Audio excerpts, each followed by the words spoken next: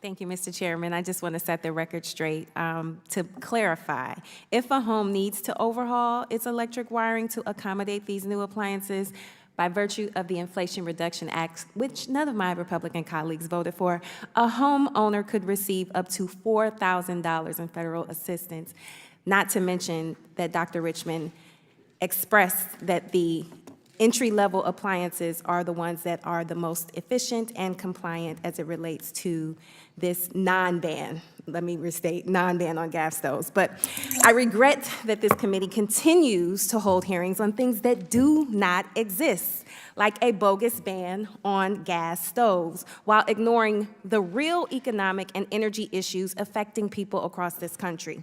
Could it be that this is part of an effort by my colleagues on the other side of the aisle to distract from the numerous wins of the Biden administration?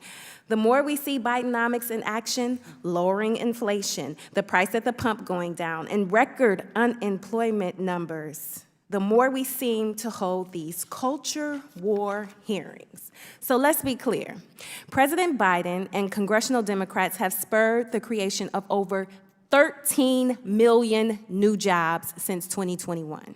In fact, the national unemployment rate has fallen below 4% for the longest stretch in over 50 years. And how did we do it?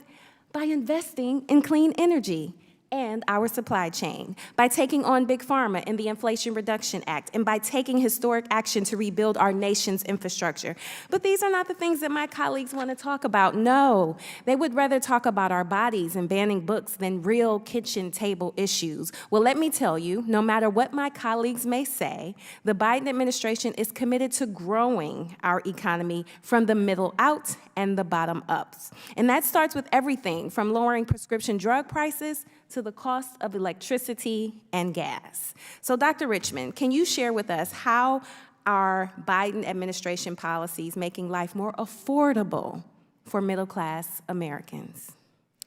Well, thank you for that question. I'm going to focus on, in particular, what our energy standards are that we do in the Energy Conservation Standards Program.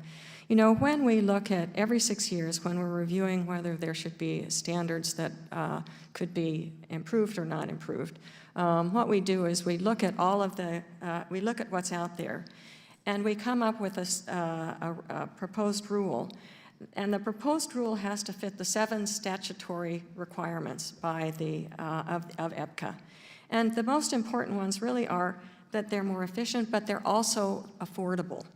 And so this is what's really important, and they also have the technical capabilities to do that, but also they're affordable. And that means that they save money on the cost of the energy that they're using in order to run that appliance. For example, as I mentioned, 30% less for a gas stove, 30% less energy to run that gas stove. We have saved consumers trillions of dollars since it was passed in 1975 on appliances. There's no doubt about it that increasing efficiency saves money, but we also take into account what the manufacturers are concerned about with regards to cost for them to make those changes. And that's where we come up with a value that we believe shows that it's not an undue burden for the companies, but it's also just a great savings for the consumer, because that's what we do. We want to reduce waste and save money. Thank you.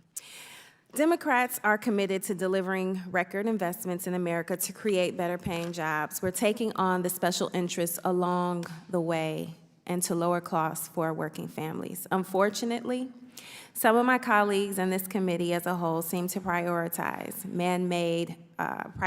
made-up crises instead of the actual challenges we are still facing, like income inequality, access to reproductive rights, and out-of-control gun violence. So I respectfully state for the record that I truly hope that our next hearing will address a new topic, because this one is still dangerous and dumb. Thank you, and I yield back.